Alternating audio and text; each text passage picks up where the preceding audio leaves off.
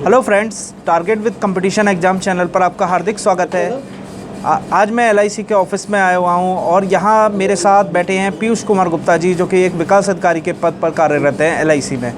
Friends, आज हम LIC के विकास अधिकारी के रूप में उसका जॉब प्रोफाइल जानेंगे और जो विद्यार्थी LIC की रिक्रूटमेंट में विकास अधिकारी की पोस्ट पर आवेदन करते हैं तो उनका किस तरह से टारगेट बेस है, क्या है, सारी चीज़ों को हम LIC के विकास अधिकारी पीयूष कुमार गुप्ता जी से समझाएंगे।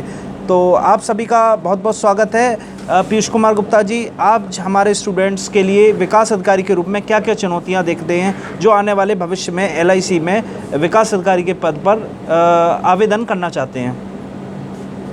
पहले तो सबसे पहले सभी फ्रेंड्स का बहुत बहुत धन्यवाद। और ये सबसे पहले तो एक इंटरव्यू रहता है, इसमें रिटन टेस्ट, उसके बाद इंटरव्यू होता है, उसके बाद सिलेक्शन के बाद में बहुत ज़्यादा चैलेंजिंग जॉब है ये।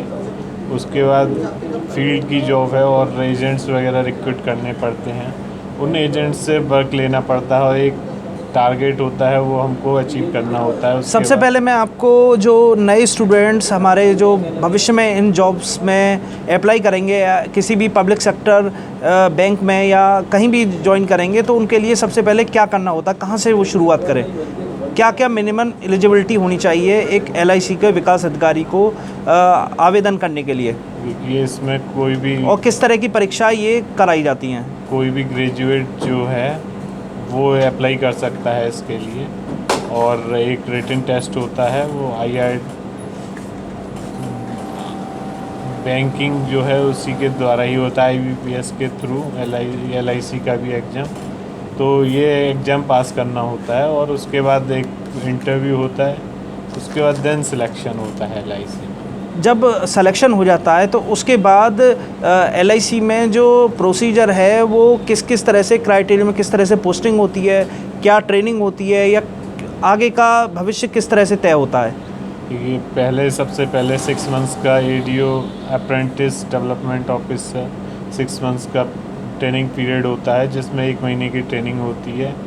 फिर जो 5 मंथ्स हैं वो आपको फील्ड में एजेंट्स वगैरह रिक्रूट करने पड़ते हैं। देन उसके बाद प्रोबेशन पीरियड स्टार्ट होता है, फिर एक टारगेट अचीव करना होता है जो टारगेट दिया जाता है, और वो कंप्लीट करने के बाद कंफर्म डेवलपमेंट ऑफिसर उसके बाद बनते हैं। अच्छा, ये बताइए कि जो प्रोबेशन होता है वो कितने दिनों का होता है और क्या टारगेट LIC के द्वारा किसी भी व्यक्ति को दिया जाता है? ये प्रोबेशन वैसे 1 साल के लिए होता है। अगर कोई टारगेट अचीव नहीं कर पाता है तो 3 मंथ्स के लिए 1 साल का टर्म और बढ़ा दिया जाता है। और तो फ्रेंड्स, यहाँ हमने समझा कि LIC में एक विकास अधिकारी की भर्ती के लिए क्या क्या होना चाहिए।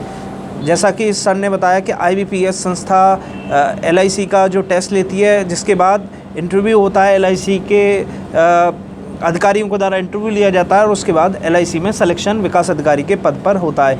चलिए, मैं एक बात और समझाऊंगा। जो LIC में एक विकास अधिकारी अगर कोई सेलेक्ट होता है तो उसकी जो बेसिक जो सैलरी है या टोटल अप्रॉक्सीमेटली हैंड में जो सैलरी आती है वो कितनी आती है, कितने से शुरुआत होती है? सैलरी तो करीब 35,000 या और 30 to 35,000 रहती है, और बहुत ही अच्छा जॉब है, फ्रीडम है पूरी तरीके से।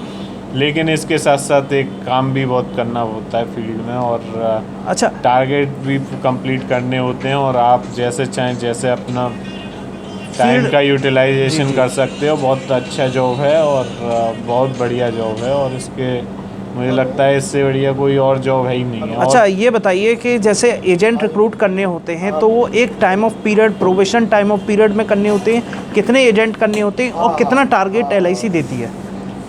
ये जो एजेंट्स रिक्रूटमेंट जो अप्रेंटिस के बाद प्रोबेशन स्टार्ट होता है जी, तो उसमें 15 एजेंट रिक्रूट कम से कम रहता है, और 20 लाख के करीब प्रीमियम जमा करानी होती है, जिसके बाद कंफर्म डेवलपमेंट ऑफिसर बनते हैं। फिर टारगेट तो हर साल रहते हैं, लेकिन कंफर्मेशन के बाद कुछ चीज़ें चेंजेस वगैरह हो जाती हैं। तो आप क्या इस जॉब से संतुष्ट हैं?